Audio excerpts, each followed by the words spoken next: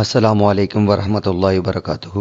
Welcome to Irash English academy. புதிய ஒரு வீடியோவில் உங்களை அனைவரையும் சந்திக்கின்றோம். இந்த வீடியோவில் நாங்கள் பார்க்க போகிறது 2025 A லெவல் எக்ஸாம் பேப்பரினுடைய பார்ட் 1ல காணப்படுகின்ற கொஸ்டின் நம்பர் 2 எவ்வாறு செய்வது என்பது சம்பந்தமாக. அதுக்கு முதல் இராஷ் இங்கிலீஷ் அகாடமிங்கிற யூடியூப் சேனல் மூலம் வெளியிடப்படுகின்ற வீடியோக்களை தொடர்ச்சியாக பார்வையிட விரும்பினால் இராஷ் இங்கிலீஷ் அகாடமிங்கிற யூடியூப் சேனலை சப்ஸ்கிரைப் பண்ணிக்கொள்ளுங்க. இந்த இராஷ் இங்கிலீஷ் அகாடமிங்கிற யூடியூப் சேனல் மூலமாக வெளியிடப்படுகின்ற வீடியோக்களானது ஆங்கிலத்தில் இடர்படக்கூடிய மாணவர்களுக்கு இலகுவான முறையில் ஆங்கிலத்தை விளங்கப்படுத்தக்கூடிய வீடியோக்களை கொண்டதாக காணப்படும். இப்ப நம்ம வீடியோக்குள்ள போகலாம். Question number 2. Fill in each blank with the correct form of verb given within brackets. இந்த கேள்விக்கு 10 புள்ளிகள் வழங்கப்படுது. இந்த கேள்வியில காணப்படுகின்றது form of verb. Form of verb என்பது வினைச்சொல்லின் வகைகள். ஆரம்பத்திலே நாங்க இந்த வினைச்சொல்லினுடைய வகைகள் சம்பந்தமாக நாங்க பார்த்திருக்கோம். எனவே form of verb என்று கேள்வி வந்துச்சுண்டா பொதுவாக நாங்க எடுக்க வேண்டிய விடயம் முதலாவது இந்த வாக்கியத்தினுடைய ஆக்டிவா பெசிவாங்கிறது பார்க்க வேண்டியிருக்குது. அதே போல அடுத்ததாக இந்த வாக்கியத்தில் காணப்படுகின்ற காலம் என்னங்கிறத பத்தி பார்க்க வேண்டியும் இருக்கு. அதே போல இந்த இடத்துல முதலாவது கேள்வியை வாசிப்போம். A book lover was walking past a small second hand bookshop when he saw a dog. ஆகவே இந்த இடத்துல காணப்படுகின்ற saw என்பது verb 2 காணப்படும். verb 2 என்பது simple past tense காணப்படும். எனவே இந்த வாக்கியத்திலே ஏற்கனவே பிரதான வினைச்சொல்லாக soங்கிற சொல் வந்ததின் காரணமாக இரண்டாவது வினைச்சொல்லான சிட்டுங்கிறது வரும்போது அங்க நாங்க verb ing பயன்படுத்த வேண்டும். ஆகவே இந்த இடத்துக்கு முதலாவது விடையாக sitting என்கிறது வரும். அடுத்ததாக on the steps outside the shop chewing on an old leather bound book. Instantly the book cover பிராக்கெட்டுக்கு தரப்படுற சொல் recognize, அதுக்கு பின்னால by the woman என்று தரப்படுது. எனவே by பயன்படுத்தப்படுவது பெசிவ் வாய்ஸுக்காக.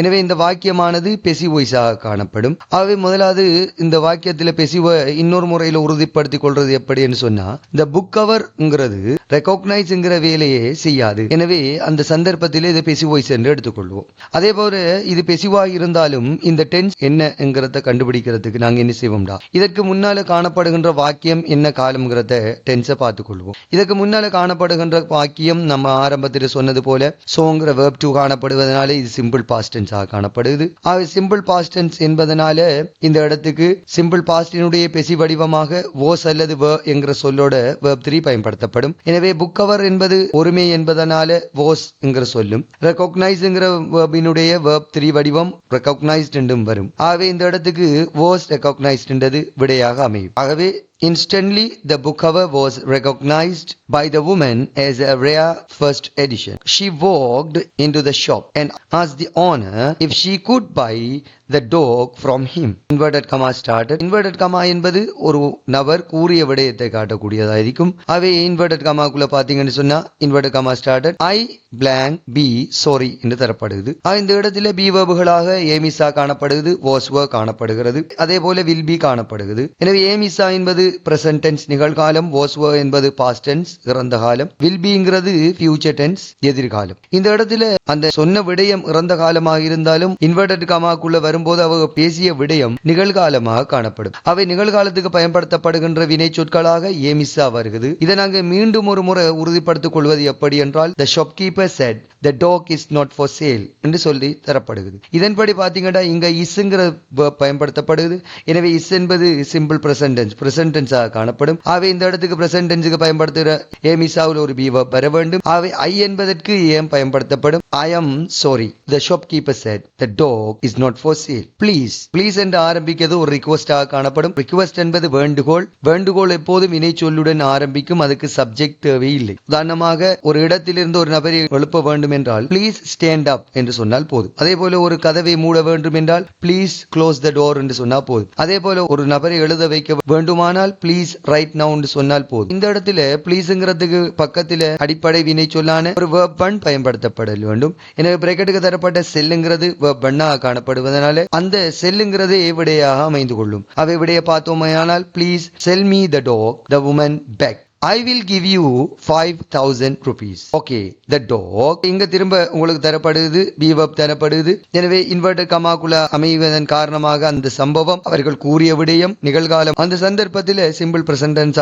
காணப்படும். ஆகவே simple present னுடைய be verbுகளாக ஏமிசா காணப்படும். ஏமிசாவில் எந்த be verb வரும் என்று பார்த்தால் the dog என்பது ஒருமையானதால் is என்ற be verb பயன்படுத்தப்படுது. விடையை பார்த்தோமையானால் okay, the dog is yours said the shop honor. Pocketing the money. Just one more thing. The woman added. Would you mind? இந்த இடத்துல மைண்ட்ங்கிறது ஒரு வேர்பாக காணப்படுவதன் காரணமாக இந்த மைண்ட்ங்கிற வேர்புக்கு அடுத்ததாக இன்னொரு வேர்ப் வருவதன் காரணமாக ஒரு வாக்கியத்தில பிரதான வினை சொல்லுக்கு மேலதிகமாக வரக்கூடிய வேர்பானது வேர்ப் ஐஎன்ஜி ஏற்றுக்கொள்ளும் என்பதனால் கிவ்ங்கிறதினுடைய வேர்ப் ஐஎன்ஜி ஆனது கிவிங் என்று காணப்படுது. ஆகவே இந்த இடத்துக்கு கிவிங்ங்கிறது விடையாக வரும். ஆகவே விடையை பார்த்தோம்னால் would you mind giving that old book to me as well? தொடர்ச்சியாக I blank to separate the dog from something. ஆகவே இந்த இடத்துக்கு அந்த இன்வெர்டட் காமாக்குள்ள அந்த விடயம் அமைவதன் காரணமாக இந்த இடத்துக்கும் நாங்க சிம்பிள் பிரசன்ட் டென்ஸை பயன்படுத்த வேண்டி காணப்படுது. ஆகவே சிம்பிள் பிரசன்ட் டென்ஸ் என்று பார்த்தோமேனா இந்த பிரேக்கெட்டுக்கு வரக்கூடிய வேர்பானது ஹேட்ங்கிறது வேர்பன்னா காணப்படும் அடிப்படை வினைச்சொல். ஆகவே இந்த இடத்துக்கும் அதே வேர்பன் ஹேட்ங்கிறது விடையாக வரும். I had to separate the dog from something he attached to. The dog seems. ஆகவே இந்த வாக்கியத்தில் the dogங்கிறது சப்ஜெக்டாக காணப்படும். seems வேர்பியஸா காணப்படுது. ஆகவே இங்க பிரதான வினைச்சொல் சீம்ஸ் காணப்படுவதனால அதுக்கு மேலதிகமாக இன்னொரு வினைச்சொல் பயன்படுத்தப்படும் போது நாங்க இந்த இடத்துக்கு லவ்ங்கிற வேர்பினுடைய வேர்ப் ஐஎன்ஜி ஃபார்மை இங்க பயன்படுத்த வேண்டும். இந்த இடத்துக்கு லவ்விங்கிறது விடையாக வரும். அது மட்டுமல்லாமல் நாங்க இந்த இடத்துக்கு வேற ஒரு வினைச்சொல்லை பயன்படுத்திக் கொள்ளவும் முடியும். ஆகவே இந்த இடத்துக்கு சீமுக்கு பக்கத்தில் டு லவ் என்றும் எழுதி கொள்ள முடியும். ஆகவே இந்த இடத்துக்கு ஒரு விடையை பார்த்துக் கொள்வோம். The dog seems loving it. Inverted comma ended. Inverted comma திரும்ப ஆரம்பிக்குது. Sorry, I cannot give you that book because it என்று தரப்படுது. மன்னிக்கவும், என்னால் அந்த புத்தகத்தை கொடுக்க முடியாது ஏனென்றால் என்று தரப்படுது. It blank me a lot of business since last month என்று தரப்படுது. இந்த இடத்துக்கு நாங்க பயன்படுத்துறது எப்படின்னு சொல்லி பார்த்தோம்னா இந்த இடத்துல அந்த தமிழ் வடிவத்தை பார்த்தோமே ஆனால் அங்க சொல்லப்படுற விடயம் அது எனக்கு கடந்த மாதத்திலிருந்து நிறைய பயன்களை தற்போது வரை தந்து கொண்டிருக்கின்றது என்று அர்த்தம். தற்போது வரை தந்து கொண்டிருக்கிறது என்பது பிரசன்ட் பெர்ஃபெக்டாக பயன்படுத்திக் கொள்ள முடியும். பிரசன்ட் பெர்ஃபெக்டை பயன்படுத்தும் போது இந்த இடத்துக்கு ஹேஸ் அல்லது ஹேவோட வேர்ப் 3 வரும். இட்டுங்கிறது ஒருமை என்பதனால ஹேஸ்ங்கிற சொல் வரும். அதோட வேர்ப் 3 வந்து பிரிங்கினுடைய வேர்ப் 3 வடிவம் brought என்று வரும். ஹேஸ் brought சரியான விடையாக காணப்படும். அவை விடையை பார்த்தோமே ஆனால் because it has brought me a lot of business since last month. In the past week alone, I sold 45 dogs. The owner. நாங்க பார்க்க வேண்டியது சாதாரண வாக்கியம். எனவே இந்த கதை இது ஒரு கதையாக காணப்படுவதனால இறந்த காலத்தில் காணப்படும். எனவே இந்த இடத்துல இறந்த கால வினை சொல்லாக verb 2 பயன்படுத்தப்பட வேண்டும். ரிப்ளைங்கிறது verb பண்ணாக காணப்படும். பிரேக்கெட்டுக்கு தரப்படுவது. அதே போல அதனுடைய verb 2 வடிவமாக ரிப்ளைடுங்கிறது விடையாக அமையும்.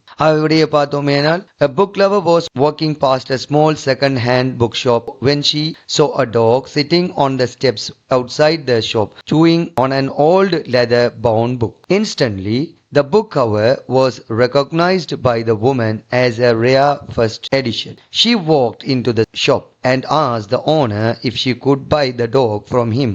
I am sorry, the shopkeeper said. The dog is not for sale. Please sell me the dog. The woman begged. I will give you 5,000 rupees. Okay, the dog is yours, said the shop owner, pocketing the money. Just one more thing, the woman added. Would you mind giving that old book to me as well? I had to separate the dog from something he is attached to. The dog seems loving it. Sorry, I cannot use that book because it has brought me a lot of business since last month. In the past week alone, I sold 45 dogs. The owner replied with a smile. ஆகவே இந்த கேள்விக்கு எவ்வாறு விடையில அளிக்கலாம் என்பதை பற்றி பார்த்திருந்தோம். அடுத்ததாக 2025 PCA level exam general English பேப்பரினுடைய கொஸ்டின் நம்பர் 3க்கு எவ்வாறு விடை அளிக்கலாம் என்பதை அடுத்த வீடியோல பார்க்கலாம். இவ்வாறான வீடியோக்களை தொடர்ச்சியா பார்வையிட விரும்பினால் இராஷ் இங்கிலீஷ் அகாடமிங்கிற யூடியூப் சேனலை சப்ஸ்கிரைப் பண்ணிக்கொள்ளுங்க. தொடர்ந்து இணைந்திருங்கள். அஸ்ஸலாமு அலைக்கும் வரஹ்மத்துல்லாஹி வபரகாத்துஹு.